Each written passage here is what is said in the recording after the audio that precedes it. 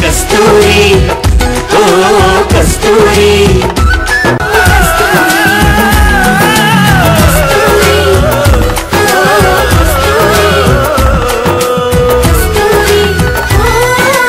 கஸ்தூரி கஸ்தூரி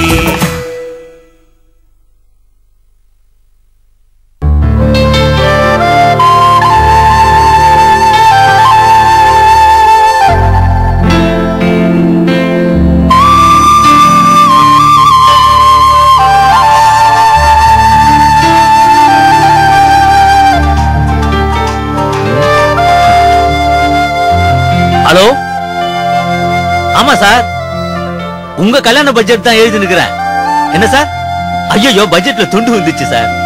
இல்ல சார், என் தோல்ல இருக்கிற துண்டு வந்துச்சு சார். எல்லாம் பட்ஜெட் பக்காவா இருக்கு சார். நீங்க அதை பத்தி கவலையே படாதீங்க சார். ஈவினிங் நான் வரும்போது உங்களை மீட் பண்ணி பட்ஜெட்டை தாக்கல் பண்ணிடுறேன். சரிங்களா? சார், நீங்க சொன்ன மண்டபத்தை தான் நான் புக் பண்ணிருக்கேன் சார். இப்பெல்லாம் வந்து மண்டபத்தையே புக் பண்ணிட்டு தான் பொண்ணு மாப்பிள்ளையே பார்க்க போறாங்க சார். அவ்வளவு டைட் பொசிஷனா இருக்குது. ஒன்னும் கவலைப்படாதீங்க சார், அசத்திருவோம். ஓகே சார், நல்லது சார், நல்லது சார். இந்தாங்க. ஆமா, எங்க கஸ்தூரி தங்கச்சி எங்க போயிட்டாங்க?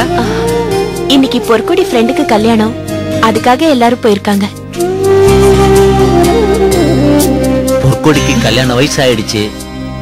அவளுக்கு தான் வரன் இன்னும் சரியா அமையல. எப்ப கல்யாணத்தை நடத்தி வச்சிருக்கேன். என் தங்கச்சி கல்யாணத்தை நான் எப்படி நடத்த போறேன்னு தான் தெரியல. நீங்க கவலையே படாதீங்க, கூடி சீக்கிரம் பொற்கொடிக்கு கல்யாணம் நடக்கும். ஏதோமா உன் வாய் முகூர்த்தம் பழிச்சா சரி. கஸ்தூரி, உன்கிட்ட கொஞ்சம் பேசணும்.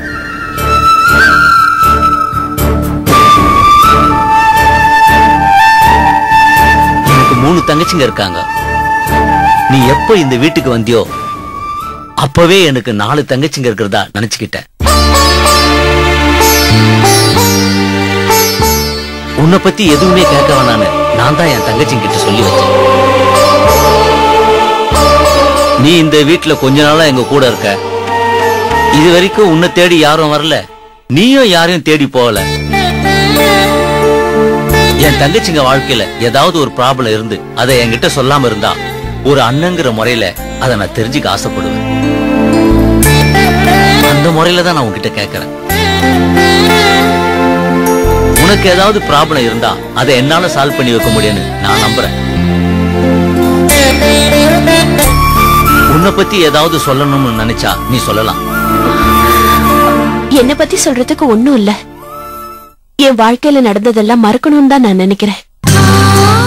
இங்க இருக்கிறது என் வீட்டுல இருக்கிற மாதிரி இருக்கு. உங்களுக்கு விருப்பம் இல்லைனாலும் என்னால உங்களுக்கு ஏதாவது ஒரு ப்ராப்ளம் வரும் நினைச்சாலும் இந்த நிமிஷமே நான் இங்க இருந்து போக தயாரா இருக்கேன். இல்ல கஸ்தூரி, அன்னைக்கு யமுனா கூட கோயிலுக்கு போயிருந்தப்போ அங்க நடந்த விஷயத்த அவ சொன்னான். நீ கோயில்ல ஏன் அழுதன்னு அவளுக்கு காரணம் புரியல. ஆனா எனக்கு மனசு கஷ்டமா இருந்துச்சு. உன் மனசுக்குள்ள ஏதோ ஒரு பெரிய போராட்டம் இருக்குன்னு நான் புரிஞ்சுக்கிட்டேன். சரி கஸ்தூரி, உன் கஷ்டத்தை தெரிஞ்சுக்கணுங்கிறதுக்காக மட்டும் நான் கேட்கல. என்னால உனக்கு ஏதாவது உதவி பண்ண முடியுமாங்கிறதுக்காக தான் கேட்கிறேன். நீ தப்பா எடுத்துக்காத.